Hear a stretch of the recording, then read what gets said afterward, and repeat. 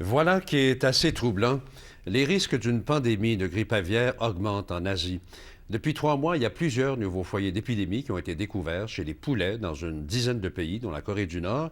Il s'agit là de la nouvelle souche du virus plus virulente apparue au mois de janvier 2004. Alors, l'Organisation mondiale de la santé s'inquiète particulièrement de sa transmission aux humains. Au Vietnam, entre autres, la maladie a tué 17 personnes depuis la mi-décembre.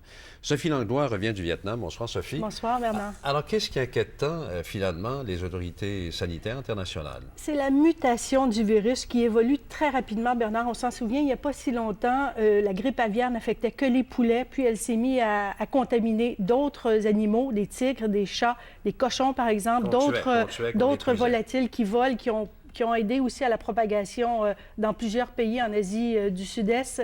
Mais ce qu'on craint maintenant, on le sait, il y a un nouveau virus, une nouvelle souche de ce virus qui affecte de façon mortelle les hommes depuis plus d'1 an.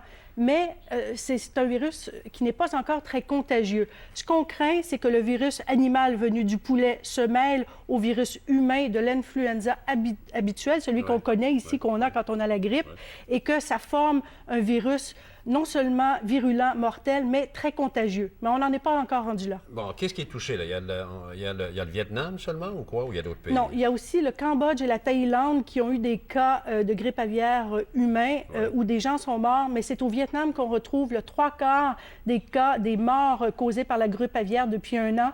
C'est notamment là, comme dans d'autres pays, mais particulièrement au Vietnam, le poulet est encore au centre de la vie de 80 des Vietnamiens qui sont encore des paysans qui vivent à la campagne. Et le poulet, là-bas, rentre dans les maisons comme nous, les chats, peuvent entrer dans nos maisons. Les poulets sont partout au Vietnam. Ils font partie de la vie, à la ville comme à la campagne. À Hanoï, on retrouve des centaines de petits marchés comme celui-ci. Claude Potvin et sa conjointe font leurs courses ici tous les jours. Les Vietnamiens aiment acheter leurs poulets vivants.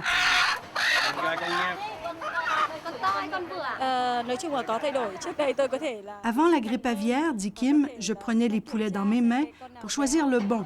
Maintenant, c'est la vendeuse qui fait tout. La vendeuse choisit le poulet, le tue, le saigne. Le sang de poulet est utilisé dans plusieurs recettes et on mange cru le sang de canard. Les gens mangent moins de sang de volaille, dit la vendeuse. Ses ventes ont chuté de moitié depuis 1 an. Avec l'épidémie, dit Kim, on a peur. On mange beaucoup moins de poulet qu'avant.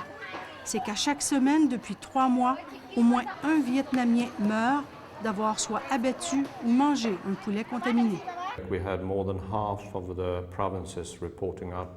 La situation est très sérieuse, dit le porte-parole de l'OMS. On a découvert des foyers d'épidémie chez les poulets dans plus de la moitié des provinces du Vietnam.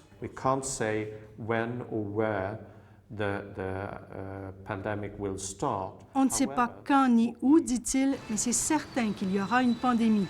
Depuis la dernière, il y a 35 ans, les risques n'ont jamais été aussi élevés, croit le docteur Trodsun. Une pandémie survient à 3 conditions. Un nouveau virus animal sévit contre lequel la population mondiale n'est pas immunisée. 2, le virus se transmet à l'homme et le rend très malade. Et 3, le virus doit aussi être très contagieux chez l'humain. Or, cette 3e condition n'est pas encore présente. À l'Institut d'épidémiologie à Hanoï, on surveille de près l'évolution du virus de la grippe aviaire. Le H5N1 peut tuer, mais contrairement au SRAS, il n'est pas encore très contagieux. Il n'y a pas encore de cas confirmés de contagion d'humain à humain, dit la directrice de la recherche. Mais comme le virus est en mutation, le risque qu'il devienne contagieux est élevé, selon elle.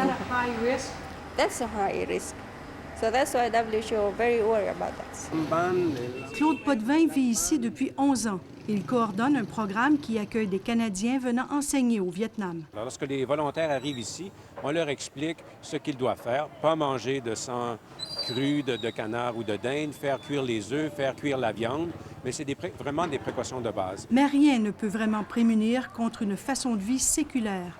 Les poulets courent librement dans l'arrière-cour de 80 des foyers vietnamiens.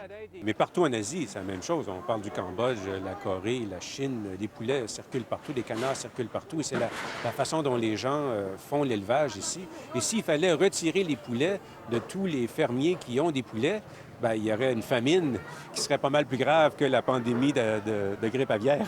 Sophie Langlois, Radio-Canada, Hanoï.